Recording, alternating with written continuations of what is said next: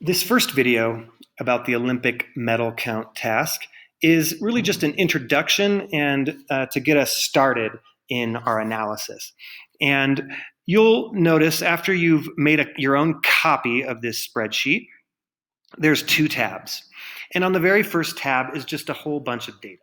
What we have is a list of countries, 54 countries, and we have the number of medals that these countries won in the 2012 Olympics.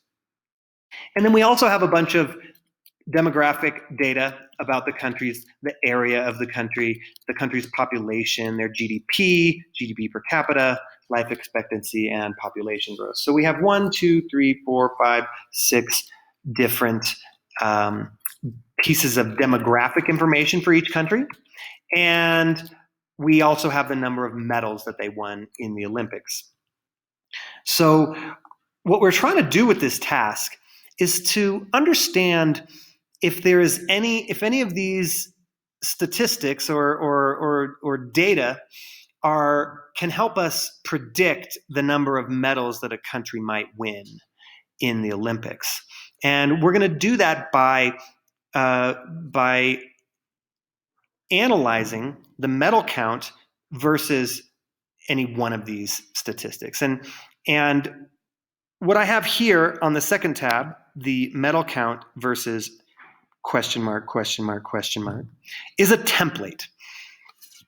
And you'll notice that there's a bunch of empty space here, and then there's some questions or some prompts that we're going to investigate. And I just created this template so that to kind of speed this task along.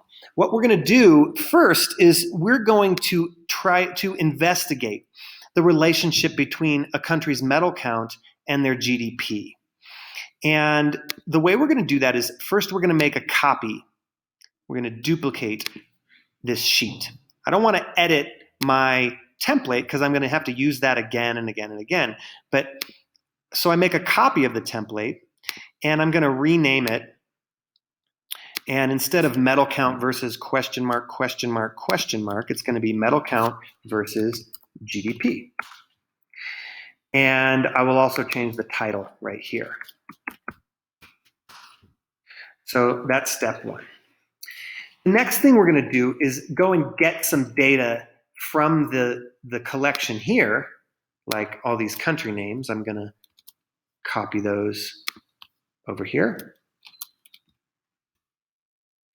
And then I'm going to want to copy the medal count data also. And there's a little bit of a trick here. I'm going to put that in this column. And then in my middle column here, I'm going to put the GDP data. And the reason why I did these in this particular order is remember what we're trying to do. We're trying to predict the medal count based on a country's GDP. In other words, you tell me the GDP, and I will tell you the number of medals that the country will likely win, assuming that GDP is a good indicator of how many medals a country might win. Now, so in other words, I want this to be my function input or my model input and this to be the output. And so it's like my X values here and my Y values here. So the first thing that we're going to do with this data here on this sheet is we're going to create a scatter plot. And it's quite easy on your spreadsheet. Notice where my cursor is. I'm right here at the top of my GDP data. And I'm going to hold down the Command and Shift keys. And I'm going to go over one column and down to the bottom of the data. And now you can see I've highlighted the whole data set, the GDP and the medal total.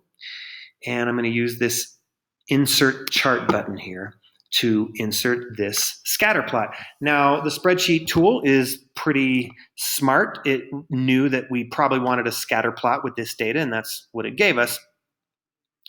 And one of the things you should notice immediately is that the GDP is on the horizontal axis and the medal count is on the vertical axis. So, and that is the way that we want to arrange this data.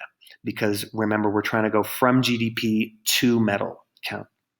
We're not predicting a country's GDP based on the number of metals they won. We're predicting the number of metals they won based on their GDP.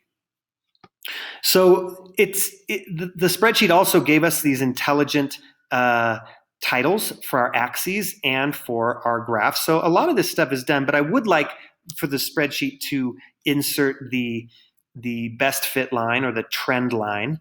And I'm going to do that by going to the Customize tab, go to Series, and if I scroll down, there is a trend line option. I'm going to check that box.